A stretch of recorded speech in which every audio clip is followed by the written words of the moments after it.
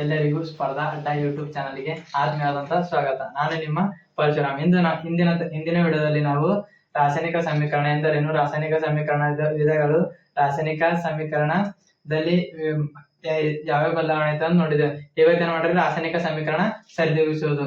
ರಾಸಾಯನಿಕ ಸಮೀಕರಣ ಯಾಕೆ ಸರಿದೂಗಿಸಬೇಕಂದ್ರ ರಾಸಾಯನಿಕ ಸಂರಕ್ಷಣಾ ನಿಯಮದ ಪ್ರಕಾರ ರಾಶಿಯನ್ನು ಸೃಷ್ಟಿಸೋದಾಗಲಿ ಮತ್ತು ಲಯಗೊಳಿಸುವುದಾಗಲಿ ಸಾಧ್ಯವಿಲ್ಲ. ಉತ್ಪನ್ನಗಳಲ್ಲಿರುವ ಧಾತುಗಳ ರಾಶಿಯು ಮತ್ತು ಪ್ರತಿವರ್ತಕಗಳಲ್ಲಿರುವ ಧಾತುಗಳ ರಾಶಿಗೆ ಸಮನಾಗಿರಬೇಕು. ಈಗ ಈ ಒಂದು ನಂತರ ಅಣುಸೂತ್ರಕ್ಕೆ ನೋಡ್ರಿ, ಇದು ಒಂದು ಕಚ್ಚಾ ರಾಸಾಯನಿಕ ಸಮೀಕರಣದ. ಈ ಕಚ್ಚಾ ರಾಸಾಯನಿಕ ಸಮೀಕರಣಕ್ಕೆ ನೋಡ್ರಿ ಸರಿದೂಗಿಸ್ತಾರೆ. ರಾಸಾಯನಿಕ ಸಮೀಕರಣ ಸರಿದೂಗಿಸ್ಬೇಕಂದ್ರೆ ಏನ್ ಮಾಡ್ಬೇಕು, ಅಲ್ಲಿ ಈ ಎರಡು ಪ್ರತಿವರ್ತಕಗಳು ಮತ್ತು ಉತ್ಪನ್ನಗಳಲ್ಲಿರುವ ಧಾತುಗಳೇ ನೋಡ್ಬೇಕು, ಬರ್ಕೋಬೇಕು. ಈಗ ಎರಡರ ಧಾತುಗಳಿವ ಫೇರಾನ್ ಅಂದ್ರೆ ಕಬ್ಬಿಣ ಅದ, ಹೈಡ್ರೋಜನ್ ಅದ, ಆಕ್ಸಿಜನ್ ಅದ. ಆಯ್ತು, ಇವ್ ಮೂರೇವ. ಇವ್ ಮೂರದ ಏನ್ ಮಾಡ್ಬೇಕು, ಈಗ ಇಲ್ಲಿ ಇದ್ರಾಗ ಪರಮಾಣುಗಳ ಸಂಖ್ಯೆ ಎಷ್ಟವ, ಇದ್ರಾಗ ಎಷ್ಟವ ಅಂತ ಬರ್ಕೋಬೇಕು. ಇದು ಉತ್ಪನ್ನಗಳು, ಇದು ಪ್ರತಿವರ್ತಕಗಳಲ್ಲಿ, ಮತ್ತಿದೇನದ ಉತ್ಪನ್ನಗಳು. ಈ ಪ್ರತಿವರ್ತಕಗಳ ಎಷ್ಟವ, ಪ್ರತಿವರ್ತಕಗಳಲ್ಲಿ ಕಬ್ಬಿಣದ ಪರಮಾಣುಗಳ ಸಂಖ್ಯೆ ಎಷ್ಟವ, ಒಂದದಲ್ಲಿ. ಇಲ್ಲಿ ಇದರಿಂದ ಏನ್ ಬಿ ಇಲ್ಲ ಅಂತ ತಿಳ್ಕೊರ, ಆಗ ಏನ್ ಬರ್ಬೇಕು, ಒಂದ್ ಅಂತ ತಿಳ್ಕೊಬೇಕು. ಇಲ್ಲಿ ಮತ್ತೆ ಉತ್ಪನ್ನದಾಗ ಎಷ್ಟವ, ಮೂರವ. ಮತ್ತ ಹೈಡ್ರೋಜನ್ದಾಗ ಎಷ್ಟವ, ಎರಡವ. ಇಲ್ಲಿ ಎಷ್ಟದ, ಇಲ್ಲಿ ಎರಡದ. ಈಗ ಆಕ್ಸಿಜನ್ದಾಗ ಎಷ್ಟವ, ನಾಲ್ಕದ. ಇಲ್ಲಿ ಎಷ್ಟದ, ಇಲ್ಲಿ ಒಂದದ. ಇಲ್ಲಿ ಎಷ್ಟವ, ನಾಲ್ಕವ. ಈಗ ಇಲ್ಲ ಇವೆರಡು ಏನವ, ಸಮ ಇಲ್ಲ. ಈಗ ಸಮ ಇಲ್ಲ ಅಂತ ತಿಳ್ಕೊರಿ, ಇದೇನೋ ಒಂದು ಕಚ್ಚಾ ರಾಸಾಯನಿಕ ಸಮೀಕರಣ ಅದ. ಈ ಕಚ್ಚಾ ರಾಸಾಯನಿಕ ಸಮೀಕರಣಕ್ಕೆ ನೋಡ್ಬೇಕು, ಸರಿದೂಗಿಸಿದ ರಾಸಾಯನಿಕ ಸಮೀಕರಣ ನೋಡ್ಬೇಕು. ಈಗ ಇದು ಇಲ್ಲಿ ಬರ್ಕೋಬೇಕು, Fe plus H2O.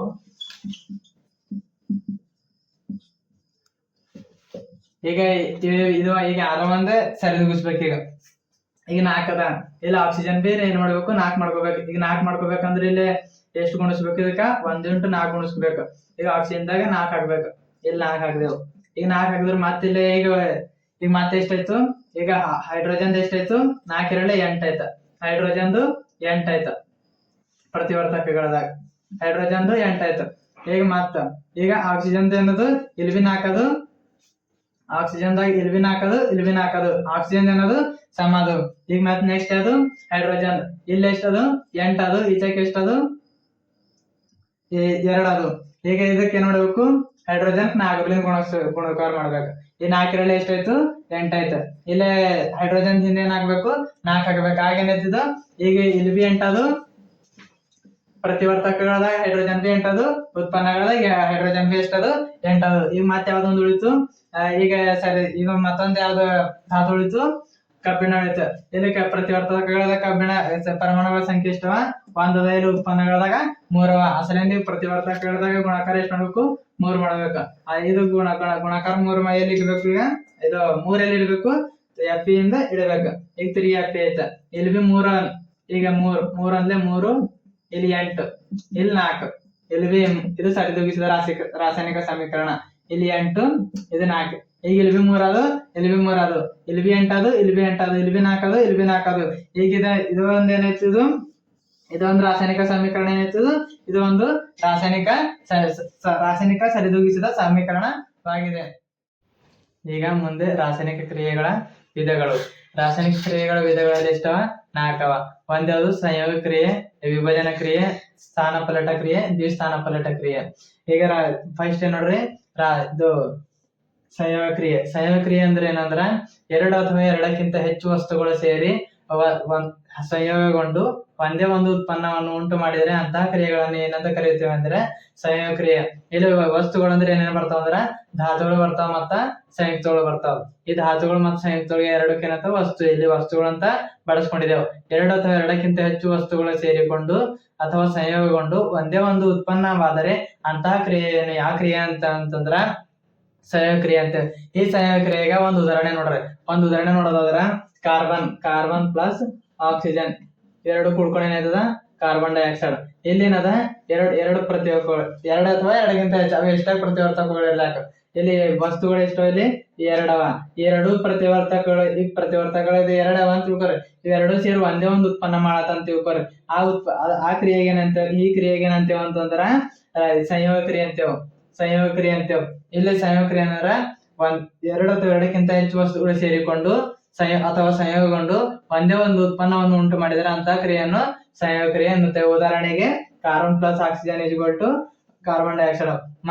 ಮತ್ತೆ carbon plus oxygen it is equal to carbon dioxide. ಮತ್ತೆ ಇನ್ನೊಂದು ಉದಾಹರಣೆ ನೋಡೋದಾದ್ರೆ hydrogen plus oxygen it is equal to water ಅಂದ್ರೆ ನೀರ್ H2O. ಇದು ಏನೊಂದು ಸಂಯೋಗ ಕ್ರಿಯೆಗೆ ಉದಾಹರಣೆ. ಈಗ ನೆಕ್ಸ್ಟ್ ಯಾವ್ದು ನೋಡ್ರಿ, ವಿಭಜನೆ ಕ್ರಿಯೆ. ಇಲ್ಲಿ ಏನದ ಅಂದ್ರ ಒಂದು ವಸ್ತುವು ವಿಭಜನೆಗೊಂಡು ಅಂದ್ರೆ ಇಲ್ಲಿ ಈ ವಿಭಜನೆ ಕ್ರಿಯೆಗೆ ತಿಳಿಸ್ತದ. ಒಂದು ವಸ್ತುವು ವಿಭಜನೆಗೊಂಡು ಎರಡು ಅಥವಾ ಎರಡಕ್ಕಿಂತ ಹೆಚ್ಚು ವಸ್ತುಗಳನ್ನು ಉತ್ಪತ್ತಿ ಮಾಡಿದರೆ ಅಂತಹ ಕ್ರಿಯೆಯನ್ನು ಏನಂತ ಕರಿತೇವೆ ಅಂದ್ರೆ ವಿಭಜನೆ ಕ್ರಿಯೆ. ಅಲ್ಲಿ ಇಲ್ಲಿ ನಿಂತು ಸಂಯೋಗ ಕ್ರಿಯೆದಾಗ ಎರಡು ಅಥವಾ ಎರಡಕ್ಕಿಂತ ಹೆಚ್ಚು ವಸ್ತುಗಳು ಸೇರಿಕೊಂಡು ಒಂದು ಉತ್ಪನ್ನ ಮಾಡ್ತಿರ್ತದೆ. ಆದ್ರೆ ಇಲ್ಲಿ ವಿಭಜನೆ ಕ್ರಿಯೆದಾಗ ಏನದಂದ್ರ ಒಂದು ವಸ್ತುವು ವಿಭಜನೆಗೊಂಡು ಎರಡು ಅಥವಾ ಎರಡಕ್ಕಿಂತ ಹೆಚ್ಚು ಪ್ರತಿವರ್ತಕಗಳು ಒಂದೇ ಒಂದು ವಸ್ತುವು ವಿಭಜನೆಗೊಂಡು ಎರಡು ಅಥವಾ ಎರಡಕ್ಕಿಂತ ಹೆಚ್ಚು ವಸ್ತುಗಳನ್ನು ಉತ್ಪನ್ನ ಮಾಡಿದರೆ ಅಂತ ಕ್ರಿಯೆಯನ್ನು ಯಾವ ಕ್ರಿಯೆ ಅಂತರ ವಿಭಜನೆ ಕ್ರಿಯೆ. ಇದಕ್ಕೆ ಉದಾಹರಣೆ CaCO3 ಕ್ಯಾಲ್ಸಿಯಂ ಕಾರ್ಬನೇಟ್. ಇದು ಒಂದು ವಸ್ತು ಅದ. ಇದೇನ್ ಮಾಡ್ತದ, ಕಾರ್ಬನ್ ಡೈಆಕ್ಸೈಡ್ ಒಂದು ಮತ್ತೇನೈತದ ಒಂದು ಕ್ಯಾಲ್ಸಿಯಂ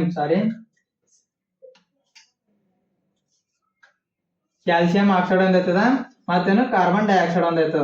ಇದೇನ್ ಮಾಡ್ತದ, ಇದು ಒಂದೇ ಒಂದು ಉತ್ಪನ್ನ ಅದ. ಇದೇನ್ ಮಾಡ್ತದೆ, ಎರಡು ಅಥವಾ ಎರಡಕ್ಕಿಂತ ಹೆಚ್ಚು ಉತ್ಪನ್ನ ಒಂದೇ ಒಂದು ಪ್ರತಿವರ್ತಕದಲ್ಲಿ ಅದೇನ್ ಮಾಡ್ತದ, ಎರಡು ಅಥವಾ ಎರಡಕ್ಕಿಂತ ಹೆಚ್ಚು ಪ್ರತಿವರ್ತಕಗಳೇನ್ ಮಾಡ್ತದ ಉತ್ಪನ್ನ ಮಾಡ್ತದೆ.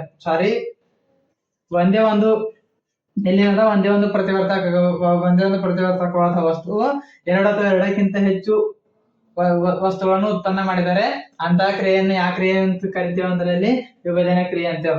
ಎಲ್ಲಿ ತಿಳಿಯಿತು, ವಿಭಜನೆ ಕ್ರಿಯೆ ಅಂದ್ರೆ ಇಷ್ಟೇ. ಒಂದೇ ಒಂದು ವಸ್ತುವು ವಿಭಜನೆಗೊಂಡು ಎರಡು ಅಥವಾ ಎರಡಕ್ಕಿಂತ ಹೆಚ್ಚು ಉತ್ಪನ್ನಗಳನ್ನು ಉಂಟು ಮಾಡಿದರೆ ಅಂತ ಕ್ರಿಯೆಯನ್ನು ಯಾವ ಕ್ರಿಯೆ ಅಂತಂದ್ರ ವಿಭಜನೆ ಕ್ರಿಯೆ. ನೆಕ್ಸ್ಟ್ ಆ ಕ್ರಿಯೆ ನೋಡ್ರಿ, ಸ್ಥಾನಪಲಟ. ಇದಕ್ಕೆ ವಿಭಜನೆ ಕ್ರಿಯೆ ಉದಾಹರಣೆ CaCO3 calcium oxide carbon dioxide. ಈಗ ನೆಕ್ಸ್ಟ್ ಯಾವ್ದು ನೋಡ್ರಿ, ಸ್ಥಾನಪಲಟ ಕ್ರಿಯೆ. ಸ್ಥಾನಪಲಟ ಕ್ರಿಯೆ ಅಂದ್ರ ಈ ರಾಸಾಯನಿಕ ಕ್ರಿಯೆಯಲ್ಲಿ ಹೆಚ್ಚು ಕ್ರಿಯಾಶೀಲಪಟ್ಟು ಹೊಂದಿರುವ ಧಾತುವು ಹೆಚ್ಚು ಕ್ರಿಯಾಶೀಲಪಟ್ಟು ಹೊಂದಿರುವ ದ್ರಾವಣವು ಇದು ಕಡಿಮೆ ಕ್ರಿಯಾಶೀಲ ಪಟುತ್ವ ಹೊಂದಿರುವ ಧಾತುಗಳನ್ನು ಸ್ಥಾನಪಲ್ಲಟಗೊಳಿಸಿದರೆ ಅಂತ ಕ್ರಿಯೆಯನ್ನು ಯಾವ ಕ್ರಿಯೆ ಅಂತಂತೇವೆ ಅಂದ್ರೆ ಇಲ್ಲಿ ಸ್ಥಾನಪಲ್ಲಟ ಕ್ರಿಯೆ ಅಂತಂತೇವೆ. ಇದಕ್ಕೆ ಉದಾಹರಣೆ ನೋಡೋದಾದ್ರ Zn plus H2SO4 it is equal to ZnSO4 plus H2. ಅಂದ್ರೆ ಇಲ್ಲಿ ಏನ್ ಮಾಡ್ತದೆ, ಇಲ್ಲಿ ಹೆಚ್ಚು ಕ್ರಿಯಾಶೀಲ ಪಟ ಹೊಂದಿರುವ ಧಾತು ಕಡಿಮೆ ಕ್ರಿಯಾಶೀಲ ಪಟ ಹೊಂದಿರುವ ಧಾತು ಏನ್ ಮಾಡ್ತದ, ಸ್ಥಾನಪಲ್ಲಟ ಮಾಡ್ತದ. ಇದೇನದ ಹೆಚ್ಚು ಕ್ರಿಯಾಶೀಲ ಹೊಂದಿಂದ, ಇದೇಂದ ಕಡಿಮೆ ಕ್ರಿಯಾಶೀಲ ಹೊಂದಿಂದ. ಇಲ್ಲೇನ್ ಮಾಡ್ತದ, ಇದು ಕಡಿಮೆ ಕ್ರಿಯಾಶೀಲ ಹೊಂದಿದ ಆತಗ ಹೆಚ್ಚು ಕ್ರಿಯಾಶೀಲ ಹೊಂದಿದ ಆತಗ ಇದೇನ್ ಮಾಡ್ತದ, ಸ್ಥಾನಪಲ್ಲಟ ಮಾಡ್ತದ. ಈ ಸ್ಥಾನಪಲ್ಲಟ ಮಾಡೋದು ಇದಕ್ಕೇನಂತಂದ್ರ ಸ್ಥಾನಪಲ್ಲಟ ಕ್ರಿಯೆ ಅಂತಾರ. ಹೆಚ್ಚು ಕ್ರಿಯಾಶೀಲ ಪಟ ಹೊಂದಿರುವ ಧಾತು ಕಡಿಮೆ ಕ್ರಿಯಾಶೀಲ ಪಟ ಹೊಂದಿರುವ ಧಾತುವನ್ನು ಸ್ಥಾನಪಲ್ಲಟಗೊಳಿಸಿದರೆ ಅಂತ ಕ್ರಿಯೆಯನ್ನು ಯಾವ ಕ್ರಿಯೆ ಅಂತಂದ್ರ ಸ್ಥಾನಪಲ್ಲಟ ಕ್ರಿಯೆ ಅಂತ. ಇದಕ್ಕೆ ಉದಾಹರಣೆ Zn plus H2SO4 it is equal to ZnSO4 plus H2. ಈಗ ಮತ್ತೆ ನೋಡ್ರಿ ದ್ವಿಸ್ಥಾನಪಲ್ಲಟ ಕ್ರಿಯೆ. ಈ ದ್ವಿಸ್ಥಾನಪಲ್ಲಟ ಕ್ರಿಯೆ ಅಂದ್ರ ಈ ಕ್ರಿಯೆಯಲ್ಲಿ ಅಯಾನುಗಳ ನಡುವಿನ ವಿನಿಮಯದಿಂದ ಸ್ಥಾನಪಲ್ಲಟಗೊಳಿಸುತ್ತವೆ. ಇಂಥ ಕ್ರಿಯೆಯನ್ನು ಯಾವ ಕ್ರಿಯೆ ಅಂತಂದ್ರ ದ್ವಿಸ್ಥಾನಪಲ್ಲಟ ಕ್ರಿಯೆ. ಇಲ್ಲೇನಾಯ್ತವ, ಅಯಾನುಗಳ ನಡುವೆ ವಿನಿಮಯ ಇರ್ತಾವ.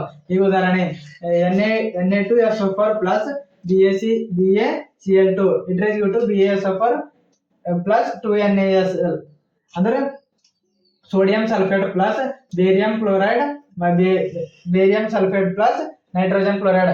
ಇಲ್ಲೇನಾಗ್ತಾವ, ಇವು ಅಯಾನುಗಳ ನಡುವೆ ವಿನಿಮಯ ಆಗಿ ಹೊಸ ವಸ್ತುಗಳೇನಾಗ್ತಾವ ಇಲ್ಲಿ ಉತ್ಪನ್ನ ಆಗ್ತಾವ. ಇಂಥ ಕ್ರಿಯೆಗಳಿಗೆ ಏನಂತ ಅಂದ್ರ ದ್ವಿಸ್ಥಾನಪಲ್ಲಟ ಕ್ರಿಯೆ. ಈಗ ನೆಕ್ಸ್ಟ್ ಯಾವ್ದು ನೋಡ್ರಿ, ಇದಕ್ಕೆ ಉದಾಹರಣೆ ಇದು ಈಗ ನೆಕ್ಸ್ಟ್ ಯಾವುದು ಉತ್ಕರ್ಷಣ ಮತ್ತು ಅಪಕರ್ಷಣ. ಉತ್ಕರ್ಷಣ ಅಂತಂದ್ರೆ ಏನಂದ್ರೆ ಇಲ್ಲಿ ಕ್ರಿಯೆಯು ನಡೆಯುತ್ತಿರುವಾಗ ಆಕ್ಸಿಜನ್ ಅನ್ನು ಪಡೆದುಕೊಂಡರೆ ಈ ಕ್ರಿಯೆ ಕ್ರಿಯೆ ಯಾವುದೇ ಒಂದು ರಾಸಾಯನಿಕ ಕ್ರಿಯೆ ನಡೀತದೆ ಅಂತ ತಿಳ್ಕೊರಿ. ಅಲ್ಲೇನ್ ಮಾಡ್ಬೇಕು, ಆಕ್ಸಿಜನ್ ತಗೋಬೇಕು. ಅಂತ ಕ್ರಿಯೆಗೆ ಏನಂತಂದ್ರ ಉತ್ಕರ್ಷಣ ಅಂತಾರ. ಈಗ ಅಪಕರ್ಷಣ ಅಂದ್ರ ಕ್ರಿಯೆ ನಡೆಯುತ್ತಿರುವಾಗ ಆಕ್ಸಿಜನ್ ಅನ್ನು ಕಳೆದುಕೊಂಡರೆ ಇಲ್ಲೇನ್ ಮಾಡ್ಬೇಕು, ಅದು ಕ್ರಿಯೆ ನಡೆಯುತ್ತಿರುವಾಗ ಆಕ್ಸಿಜನ್ ಕಳ್ಕೋಬೇಕದು. ಹಾಗೆ ಏನಾಯ್ತದ ಅಪಕರ್ಷಣ ಅಂತಾರ ಅದಕ್ಕೆ. ಈಗ ಸಿಂಪಲ್ ತಿಳ್ಕೊರಿ. ಉತ್ಕರ್ಷಣ ಅಂದ್ರ ಆಕ್ಸಿಜನ್ ಅದ ಪಡ್ಕೋಬೇಕು, ಅಪಕರ್ಷಣ ಅಂದ್ರ ಆಕ್ಸಿಜನ್ ಕಳ್ಕೋಬೇಕು. ಇವಕ್ಕೆ ಏನಂತಾರ ಉತ್ಕರ್ಷಣ ಮತ್ತು ಅಪಕರ್ಷಣ ಅಂತಾರ.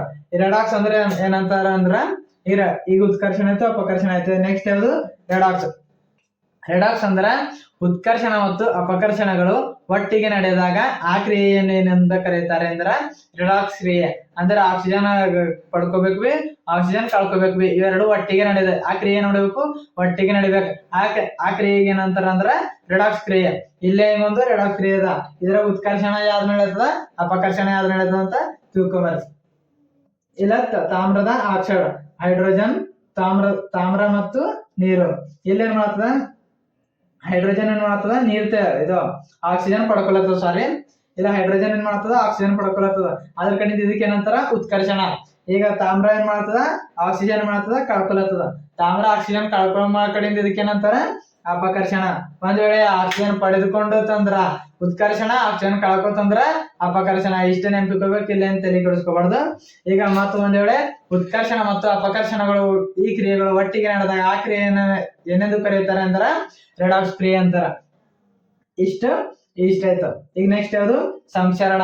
ಈ ಸಂಸರಣಕ್ಕೆ ಏನಂತಾರ ಅಂದ್ರ ನಶಿಸುವಿಕೆ ಅಂತಾರ. ಈಗ ಕಬ್ಬಿಣದಂತೂ ಕಬ್ಬಿಣ ಫಸ್ಟ್ ತಂದಾಗ ಹೊಸ ಕಾಣ್ತದ, ಅದು ಒಂದ್ 4-5 ದಿನ ಬಿಟ್ಟು ಅದೇನಾಯ್ತದ ನಶಿಸುವಿಕೆಗೆ ಒಳಗಾಯ್ತದ. ಈಗ ಕಬ್ಬಿಣದಿಂದ ಒಂದ್ ಲೋಹ ಅದ. ಈ ಲೋಹವು ತನ್ನ ಸುತ್ತಮುತ್ತಲಿನ ವಸ್ತುಗಳಾದ ಆಮ್ಲ ಮತ್ತು ತೇವಾಂಶ ಮುಂತಾದವುಗಳೊಡನೆ ಅವುಗಳ ಮೇಲೆ ಸಂಕ್ಷಾರಪಟ್ಟಾಗ ಆ ವಸ್ತುಗಳು ನಶಿಸುವಿಕೆಗೆ ಒಳಗಾಗುತ್ತದೆ. ಈ ಕ್ರಿಯೆಯನ್ನೇ ಏನಂತ ಕರೀತಾರ ಅಂದ್ರ ಸಂಕ್ಷಾರಣ ಅಥವಾ ನಶಿಸುವಿಕೆ ಎಂದು ಕರೆಯುತ್ತಾರೆ. ಈಗ ಮತ್ತೇನದ, ಬೆಳ್ಳಿ ಇರ್ತದ ನೋಡ್ರಿ, ಆ ಬೆಳ್ಳಿ ಮೇಲೆ ಏನಾಯ್ತದ ಕಪ್ಪು ಉಂಟಾಯ್ತದ. ಅದೇನ್ ಮಾಡ್ತದ, ಬೆಳ್ಳಿಯು ಇದು ಗಾಳಿಯಲ್ಲಿರುವ ಸಲ್ಫರ್ನೊಂದಿಗೆ ವರ್ತಿಸಿದಾಗ ಅದು ಬೆಳ್ಳಿಯ ಸಲ್ಫೇಟ್ ಅನ್ನು ಉಂಟು ಮಾಡುತ್ತದೆ. ಆದ್ದರಿಂದಲೇ ಅದೇನಾಯ್ತದ, ಒಂದು ಬೆಳ್ಳಿ ಮೇಲೆ ಕಪ್ಪು ಕಲೆಯನ್ನು ಕೂಡುತ್ತದೆ. ಬೆಳ್ಳಿ ಮೇಲೆ ಕಪ್ಪು ಕಲೆ ಕೂಡಲು ಒಂದು ಕಾರಣ ಎಂದು ಕ್ವಶನ್ ಬಂತಂದ್ರ, ಬೆಳ್ಳಿಯು ಗಾಳಿಯಲ್ಲಿರುವ ಸಲ್ಫರ್ನೊಂದಿಗೆ ವರ್ತಿಸಿದಾಗ ಅದು ಬೆಳ್ಳಿಯ ಸಲ್ಫೇಟ್ ಅನ್ನು ಉಂಟು ಮಾಡ್ತದೆ, ಬೆಳ್ಳಿಯ ಸಲ್ಫೇಟ್ ಪದರನ್ನು ಉಂಟು ಮಾಡ್ತದೆ. ಆದ್ದರಿಂದ ಬೆಳ್ಳಿಯು ಕಪ್ಪಾಗುತ್ತದೆ ಎಂದು ಬರೀಬೇಕು. ಈಗ ನೆಕ್ಸ್ಟ್ ಯಾವುದು ಕಮಟುವಿಕೆ. ಇದು ಕೊಬ್ಬು ಮತ್ತು ಎಣ್ಣೆ ಪದಾರ್ಥಗಳು ಉತ್ಕರ್ಷಣಗೊಂಡಾಗ ಅಂದ್ರೆ ಆಕ್ಸಿಜನ್ ತೆಗೆದುಕೊಂಡಾಗ ಇವೇನೈತವ ವಾಸನೆ ಮತ್ತು ರುಚಿ ಬದಲಾಗುತ್ತವೆ. ಈ ಕ್ರಿಯೆಯನ್ನು ಏನಂತ ಕರೀತಾರ ಅಂದ್ರ ಕಮಟುವಿಕೆ ಅಂತ ಕರೀತಾರ. ಈಗ ಕಮಟುವಿಕೆಯು ಈಗ ಯಾವ ಎಣ್ಣೆ ಪದಾರ್ಥಗಳು ತಗೋರಿ, ಕೊಬ್ಬು ಪದಾರ್ಥಗಳು ತಗೊಳ್ರಿ, ಅವೇನು ಗಾಳಿಗೆ ತೆರೆದಿಟ್ಟಾಗ ಆಕ್ಸಿಜನ್ ಪಡ್ಕೋತಾವ. ಅದ್ರ ಕಡೆ ಏನಾಯ್ತದ, ಅದ್ರದ್ದು ರುಚಿ ಬದಲಾಯ್ತದ, ಮತ್ತೇನಾಯ್ತದ ಬಣ್ಣ ಬದಲಾಯ್ತದ. ಈಗ ಅವೇನೈತವ ಕಮಟುವಿಕೆ ಒಳಗಾಯ್ತಾವ. ಈ ಒಂದ್ ವೇಳೆ ನೀವು ಕಮಟುವಿಕೆಗೆ ಒಳಗಾಗಬಾರ್ದಂದ್ರೆ ಏನ್ ಮಾಡ್ಬೇಕು, ಇದು ಡಬ್ಬಗಳದಾಗ ಸಂಗ್ರಹಿಸಬೇಕು. ಮತ್ತೀಗ ಇವ್ ಚಿಪ್ಸ್ಗಳಾಗ್ಲಿ ಏನಾಗ್ಲಿ ಈ ತೋಲ್ ದಿನ ಹಾಕಿರ್ತಾವ ಅಂದ್ರ ಅದ್ರೊಳಗೆ ಏನ್ ಮಾಡ್ತಾರ, ನೈಟ್ರೋಜನ್ ಅನ್ನು ಹಾಯಿಸುತ್ತಾರೆ. ನೈಟ್ರೋಜನ್ ಹಾಯಿಸ್ ಕಡೆಯಿಂದ ಏನಾಯ್ತದ, ಅದು ತುಂಬಾ ದಿನಗಳ ಕಾಲ ಇರುತ್ತದೆ. ಅದು ಇದ್ರ ಕಡೆಯಿಂದ ಏನಿರ್ತದ, ನೈಟ್ರೋಜನ್ ಹಾಯಿಸಿನ ಕಡೆಯಿಂದ ಅದು ದೀರ್ಘವಾಗಿ ಬಾಳಿಕೆಗೆ ಬರುತ್ತದೆ. ಇಲ್ಲಿಯವರೆಗೆ ಯಾವುದೇ ರೀತಿಯ ಸಮಸ್ಯೆಗಳು ಇದ್ದಲ್ಲಿ ನಮ್ಮ ಕಾಮೆಂಟ್ ಸೆಕ್ಷನ್ ಅಲ್ಲಿ ತಿಳಿಸಬೇಕು. ನಿಮ್ಗೆ ಏನಾದ್ರ ಸ್ಪೀಡ್ ಅನಿಸಿದಲ್ಲಿ ಸೆಟ್ಟಿಂಗ್ಸ್ ನಲ್ಲಿ ಹೋಗಿ ನಿಮ್ಮ ಸ್ಪೀಡ್ ಅನ್ನು ಕಡಿಮೆ ಮಾಡಿಕೊಳ್ಳಬೇಕು. ಧನ್ಯವಾದಗಳು.